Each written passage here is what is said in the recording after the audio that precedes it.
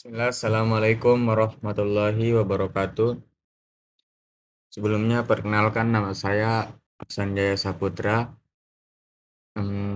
Alasan saya membuat video ini untuk melakukan tugas ulangan akhir semester dari mata kuliah PKN. Dan saya dari kelompok 10 akan membuatkan sebuah video ini. Langsung saja pada pokok pembahasannya. Jadi judul saya itu bertema otonomi daerah. Otonomi daerah yang ada di Indonesia. Sebelumnya kita masuk pada pengertian otonomi daerah. Otonomi atau autonomi berasal dari bahasa Yunani. Auto yang berarti sendiri dan nomos yang berarti hukum atau peraturan. Menurut Encyclopedia of Social Science, bahwa otonomi dalam pengertian horizontal adalah the legal self of social body and its actual independence. Jadi ada dua ciri, yaitu ada dua ciri hakikat otonomi daerah, yakni legal self dan actual independent, dalam kaitannya dengan politik atau pemerintahan. Otonomi daerah berarti self-government atau the condition of living under one's levels. Jadi otonomi daerah adalah daerah yang memiliki legal self. Legal self yang bersifat self-government, yang diatur dan diurus oleh own laws. Karena itu, otonomi lebih menitik beratkan aspirasi daripada kondisi. Otonomi daerah dapat dikemukakan bahwa otonomi daerah pada hakikatnya adalah yang pertama, hak untuk mengurus rumah tangga sendiri bagi suatu daerah otonom. Bagi suatu daerah otonomi daerah. Dalam kebebasan menjalankan hak mengurus dan mengatur rumah tangga sendiri, otonomi daerah tidak dapat menjalankan hak dan wewenang otonominya. Itu di luar batas-batas wilayah daerahnya. Ketiga, daerah tidak boleh mencampuri hak atau mengatur dan mengurus rumah tangga daerah lain sesuai dengan wewenang, pangkal, dan urusan yang diserahkan kepadanya. Kita masuk pada pembahasan ketiga, yaitu visi otonomi daerah. Visi otonomi daerah itu sendiri dapat dirumuskan dalam 3 ruang lingkup interaksinya. Yang utama yakni seperti yang sudah terlihat di gambar, ini adalah gambar tentang visi otonomi daerah. Yang pertama itu ada di bidang politik, bagaimana cara otonomi daerah itu membangun di bidang politiknya. Yang kedua, di bidang ekonomi. Visi otonomi daerah itu bukan cuma di bidang politik saja, jadi bisa juga di bidang ekonomi, yaitu mengatur seluruh ekonomi yang berada di daerah Indonesia. Yang ketiga, di bidang sosial dan budaya. Lanjut, sejarah otonomi daerah. Sebelum mempelajari apa itu otonomi daerah, pastinya kita harus mengetahui apa saja sejarah otonomi daerah. Peraturan perundang-undangan pertama kali yang mengatur tentang pemerintahan daerah pasca proklamasi kemerdekaan adalah Undang-Undang Nomor 1 Tahun 1945. Ditetapkan, undang-undang ini merupakan hasil resultan dari berbagai pertimbangan tentang sejarah pemerintahan di masa kerajaan-kerajaan serta pada masa pemerintahan kolonialisme. Perjalanan sejarah otonomi daerah ini di Indonesia selalu ditandai dengan lahirnya suatu produk perundang-undangan yang menggantikan produk sebelumnya. Kita lanjut, yaitu di prinsip-prinsip otonomi daerah.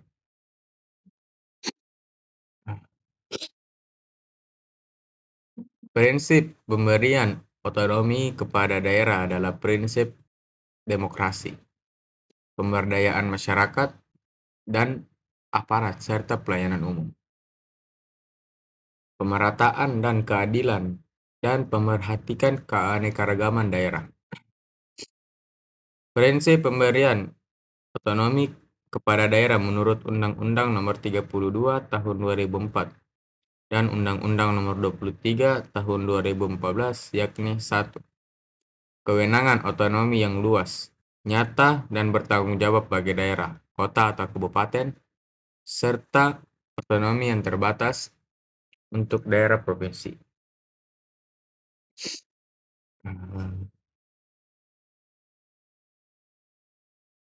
Selanjut di pembagian kekuasaan dalam kerangka otonomi daerah.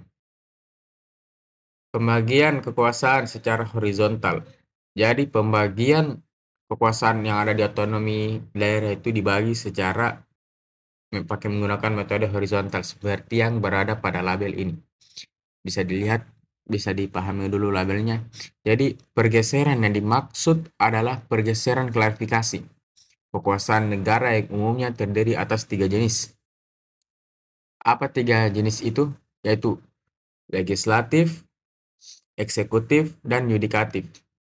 Jadi 3 jenis inilah ada yang dimaksud dengan pergeseran klarifikasi kekuasaan negara yang umumnya terdiri atas 3 tadi itu.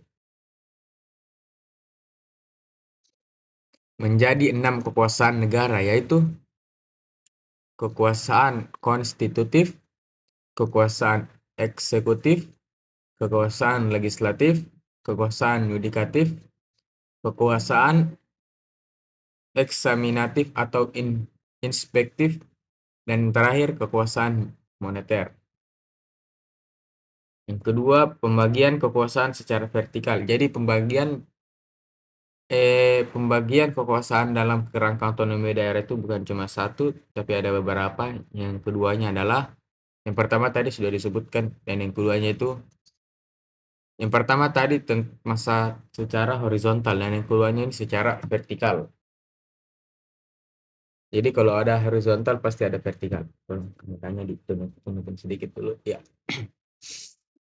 Berdasarkan ketentuan tersebut, pembagian kekuasaan secara vertikal di negara Indonesia berlangsung antara pemerintahan pusat dan pemerintahan daerah.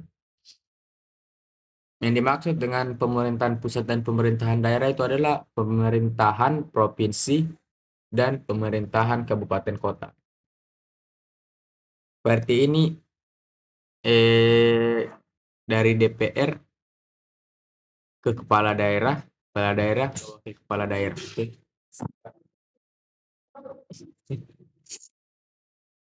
Sudah ya? Belum. Gogolan? Tidak, saya tidak. Tidak. Kau bisa bicara? Hah? Kau bisa bicara? Iya. Otonomi daerah dalam pemilihan kepala daerah. Langsung. Pemilihan umum kepala daerah atau dalam kurung pemilu kada secara langsung pada hakikatnya dianggap sebagai bentuk perwujudan praktik demokrasi yang paling sempurna. Karena dengan pemilihan kepala daerah secara langsung, ini diharapkan mampu memunculkan calon-calon pemimpin yang dikenal lebih dekat dengan masyarakat.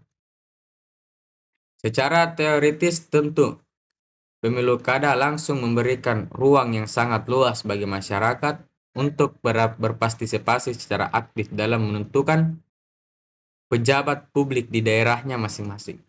Lanjut.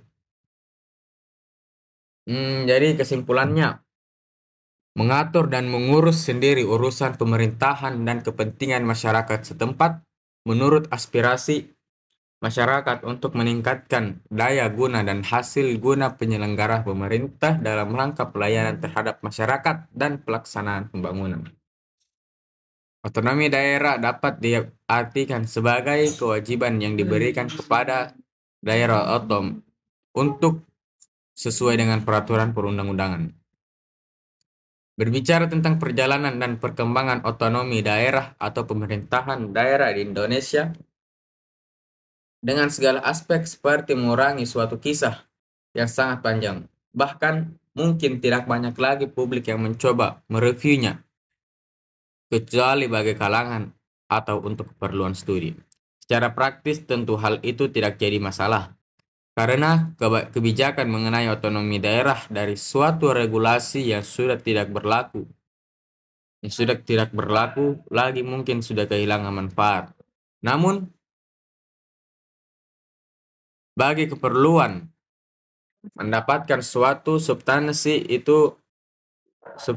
dan menemukan masalah-masalah di sekitar implementasi otonomi daerah di Indonesia, maka menelusuri perjalanan otonomi daerah dari waktu ke waktu sepertinya sangat penting. Apalagi saat ini, soal otonomi daerah di Indonesia masih mencari bentuknya yang ideal. Dalam perspektif ini, dengan menelusuri regulasi berkaitan dengan otonomi daerah, setidaknya akan ditemukan mengapa kebijakan otonomi daerah di Indonesia selalu berubah-ubah. Sekian dan terima kasih. Saya Aksan Jaya Saputra Sain. Jika ada kesalahan, mohon dimaafkan. Kesalahan datang dari saya dan bisikan setan, dan kebenaran datangnya dari Allah Subhanahu wa taala. Saya tutup dengan membaca doa kafaratul majelis. Subhanakallahumma wa bihamdika asyhadu an la ilaha illa anta astaghfiruka wa atubu ilaik. Assalamualaikum warahmatullahi wabarakatuh.